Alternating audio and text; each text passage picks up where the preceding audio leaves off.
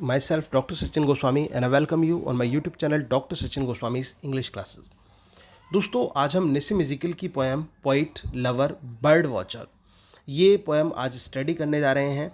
और जैसे कि आप नाम से ही देख रहे होंगे पोइट लवर बर्ड वॉचर, तो ये 3 फेजेस में ये पोएम जो है बटी हुई है। और जो पोएम है इसकी थीम क्या है? The theme is about patience. Patience किस चीज़ में? Patience as a poet, patience as a lover and patience as a bird watcher. हर तीनों फेजेस में पेशेंस की बात वो कहता है कि जो पेशेंस है ना वो एकमात्र साधन है एक पोइट के लिए, एक लवर के लिए और एक बर्ड वॉचर के लिए जो अपनी राह में सफल होना चाहते हैं। मतलब एक ऐसा व्यक्ति जो कविता लिखता है उसके लिए शब्दों की खोज, एक ऐसा व्यक्ति जो किसी स्त्री से प्रेम करता है तो उसे धैर्य बनाए रखना होगा। अपने प्रेम को पूरी तरह से प्राप्त करने के लिए उसे पेशेंस रखना होगा। अगर जो वो जल्दबाजी दिखाएगा ना तो कहते हैं ना कि सावधानी हटी दुर्घटना घटी, वो वाला केस हो सकता है। और बर्ड वॉचर जो चिड़ियाओं को निहारता है, जो पक्षियों को निहारता है, उसके लिए भी पेशेंस होना बहुत ज़रूरी है। एक सूटेबल प्लेस की तलाश करना और चीज़ों को खोजना वो बहुत ज़रूरी होता है दोस्तों। तो ये 3 फेजेस में ये पोएम जो है ये बटी हुई है, 2 स्टैंजाज में डिवाइडेड है और दोनों स्टैंजाज में 10-10 लाइन्स हैं दोस्तों। तो ये जो पोएम है poet lover and bird watcher, ये पोएम किस विषय के बारे में है? ये उसको लेकर है कि जो कवि है, कवि को किसकी तलाश रहती है? कवि को शब्दों की तलाश रहती है, अच्छे शब्दों की तलाश रहती है। और जो लवर होता है, लवर को ये तलाश रहती है कि वो अपना जो प्रेम है जो उसको किसी महिला के प्रति है वो कब जीत पाएगा, उसे कब हासिल कर पाएगा और कैसे, फिजिकली एंड स्पिरिचुअली बोथ, दोनों तरह से वो उसको कब हासिल कर पाएगा। और इसके साथ साथ बर्ड वॉचर को जो पक्षी हैं उनके मूवमेंट की तलाश रहती है कि उनको वो कब देख पाएंगे। तो दोस्तों ये 3 फेजेस हैं इसके, जो 3 फेजेस में बटी हुई है पोइट लवर बर्ड वॉचर। तो स्टार्ट करते हैं हम इस पोएम को। To force the pace and never to be still is not the way of those who study birds और वुमेन। साफ साफ ये कहा जाता है to force the pace and never to be still is not the way of those who study birds और women. कहने का मतलब जो लोग जल्दबाजी करते हैं, जो लोग इम्पेशेंट होते हैं, जिनके अंदर धैर्य नहीं होता, वो ना तो जो बर्ड्स हैं उनको वॉच कर सकते हैं और ना ही वो कभी किसी महिला को संतुष्ट कर सकते हैं।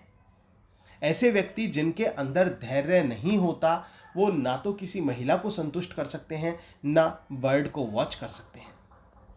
इसके बाद दोस्तों लाइन्स आती हैं, the best poets wait for words. ये क्वेश्चन भी है, इंपॉर्टेंट है, एग्जाम में पूछा जाता है। जो बेस्ट पोइट्स होते हैं उन्हें किस चीज़ की तलाश रहती है? वो किस चीज़ की तलाश रहती है दोस्तों? तो your answer will be the best poet wait for birds. उन्हें वर्ड्स की तलाश रहती है, शब्दों की तलाश रहती है। जो बेस्ट पोइट्स होते हैं वो हमेशा अच्छे शब्दों की तलाश करते रहते हैं। The hunt is not an exercise of will but patience love relaxing on a hill to note the movement of a timid wing. दोस्तों यहां पर यह कहा जाता है कि जो लव है या फिर जो हम पोइट्री के वर्ड्स की तलाश कर रहे हैं, इनके लिए कोई हार्ड वर्क नहीं चाहिए, कोई एक्सरसाइज नहीं चाहिए, कोई हार्ड वर्क नहीं चाहिए, बल्कि क्या चाहिए? बट पेशेंट लव, एक धैर्य चाहिए। बिल्कुल पेशेंस होना चाहिए, धैर्य बनाकर रखिए उस पैशन के प्रति। Relaxing on a hill to note the movement of a bird of a timid wing, ताकि आप एक हिल पर बैठकर जो टिमिड विंग है, मतलब जो चिड़िया के पंखों की जो आवाज़ है उसको आप उसके मूवमेंट को फील कर सकें। Until the one who knows that she is loved no longer waits but risk surrendering. और तब तक करना चाहिए कि जब तक वो उसको पूरी तरह से प्रभावित ना कर सकें, क्योंकि जो एक महिला होती है, एक स्त्री होती है, उसको एक टाइम चाहिए, एक समय चाहिए।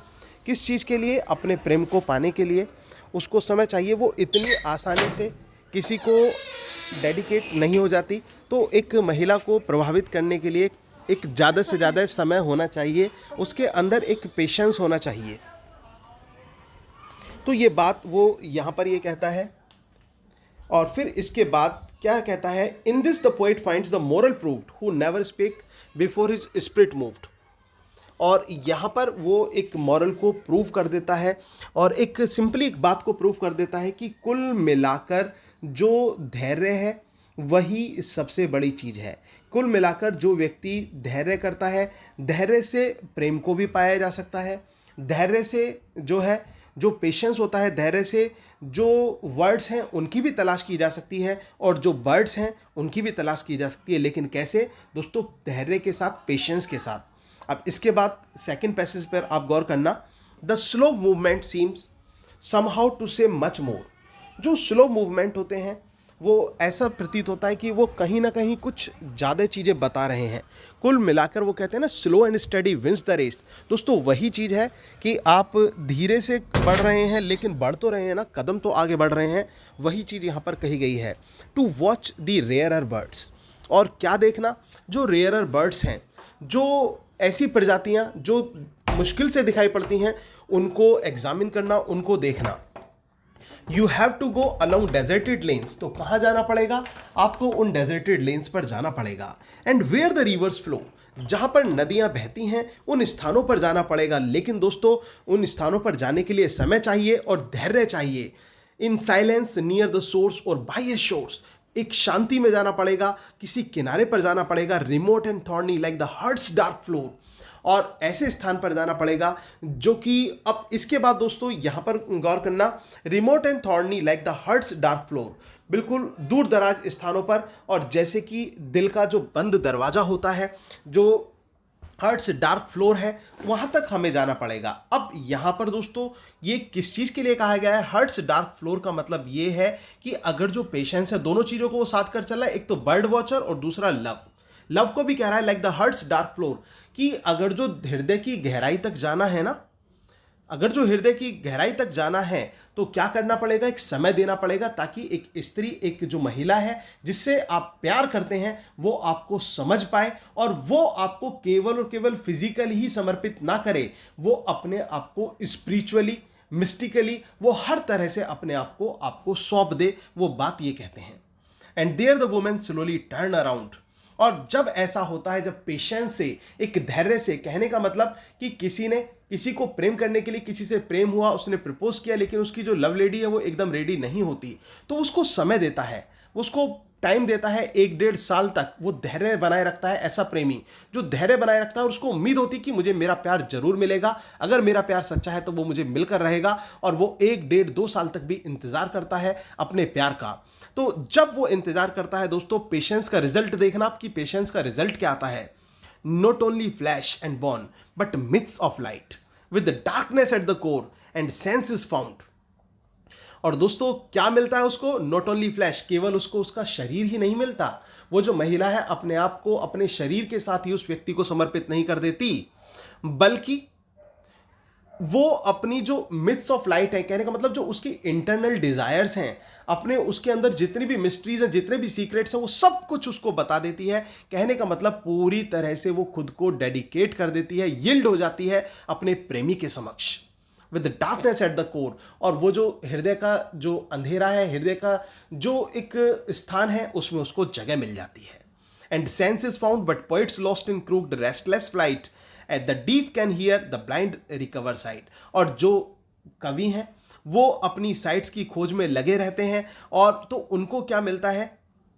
वो अपने शब्दों की जो तलाश करते हैं दोस्तों, उनको ऐसे शब्द मिल जाते हैं जिससे, उन शब्दों से, जब वो सिलेक्शन ऑफ वर्ड्स की यहां पर बात हो रही है, ऐसे शब्द जिसको डीप, एक बहरा व्यक्ति भी सुन सके, ऐसे शब्दों की तलाश उनको मिल जाती है। लेकिन वो शब्द कैसे चुने हुए होते हैं? पेशेंस से आते हैं, वो शब्द धैर्य से आते हैं। ऐसे नहीं आते कि आपने एकदम बना दिया। तो वो पेशेंस वाले जो शब्द आते हैं ना दोस्तों, वो ऐसे शब्द होते हैं जिसको डीप भी हियर कर सकता है, and the blind recover site, और जो एक अंधा व्यक्ति है उसकी रोशनी भी उन शब्दों को सुनकर आ जाए, ऐसे वो शब्द होते हैं। तो दोस्तों ये 3 फेजेस, जैसा कि मैंने आपको बताया, 3 फेजेस में बटी हुई है, पोइट, लवर और बर्ड वॉचर। और इन तीनों को किस चीज की आवश्यकता है? इन तीनों को आवश्यकता है पेशेंस की। तो पेशेंस जो है वो सबसे बड़ी चीज दिखाई गई है। और वैसे भी दोस्तों इस पोएम की थीम का क्वेश्चन आपसे पूछा जाता है एग्जाम में, तो आपका आंसर होगा पेशेंस। कि पेशेंस ही इसकी थीम है, धैर्य ही की गई है कि, और ये भी क्वेश्चन आता है कि poet lovers and bird watcher required dash, कि जो पोइट है, लवर है और बर्ड वॉचर है, इन तीनों को क्या चीज चाहिए? तीनों को पेशेंस चाहिए। जिसने भी पेशेंस खोया, वही बात मैं कहता हूं, सावधानी हटी दुर्घटना घटी। क्योंकि अगर जो पेशेंस खोया, कवि ने शब्दों के साथ हेरा फेरी करी, यूं ही आज साधारण से शब्द यूज कर लिए, तो शायद उसकी कविता पॉपुलर नहीं हो पाएंगी। प्रेमी ने पेशेंस खोया तो हो सकता है वो अपनी प्रेमिका को ही खो दे। बर्ड वॉचर ने पेशेंस खोया तो वो रेयर जो बर्ड्स हैं उनको नहीं देख पाएगा। तो ये थी poem poet lover and bird watcher. दोस्तों उम्मीद है कि आपको समझ में आई होगी। अगर दोस्तों आपको ये पोएम अच्छी तरह से समझ में आई हो तो प्लीज़ वीडियो को लाइक शेयर और कमेंट करना ना भूलें। और दोस्तों इसके साथ साथ अगर जो आप हमारी paid classes UP TGT, PGT, junior और इसके अलावा असिस्टेंट टीचर के लिए आप जो पेड क्लासेस लेना चाहते हैं तो आप मेरे से कॉन्टैक्ट कर सकते हैं।